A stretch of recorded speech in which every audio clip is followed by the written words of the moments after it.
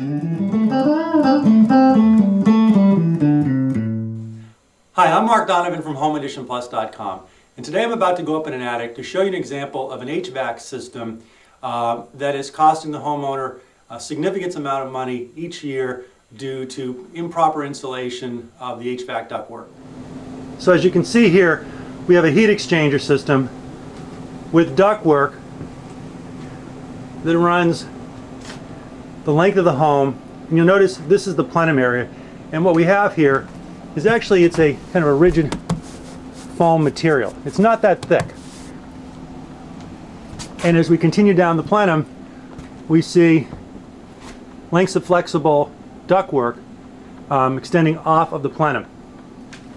And a couple key things to note here is, notice the R4.3. That's the insulation R value, which is very low. Typically in an attic, in between the floor joists, you want somewhere between R38 to R49 in much of the northeast climate of the country.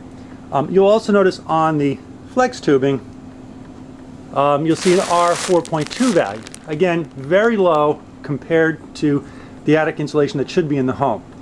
And there is proper insulation in this home, but the fact that the ductwork is all effectively very low insulated, all of the hot air that's flowing through these tubes winds up cooling off as it continues down the ductwork.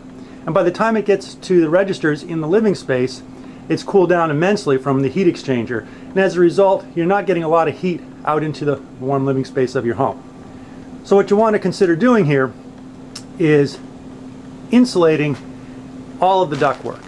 In this case, we may wind up having rigid foam insulation put on around the plenum, and then have bad insulation, roll insulation placed over all of the all over the flex tubing.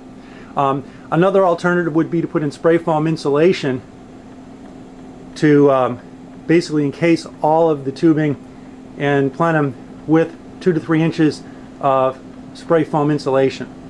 So if you have an HVAC exchanger system in your attic, you might want to go up there and take a look at it to see if the ductwork associated with its system is properly insulated. If it is not, you may want to consider having spray foam insulation put around all the ductwork, or at a minimum installing rigid foam insulation around the plenum, and installing bat or roll insulation over the flexible ductwork.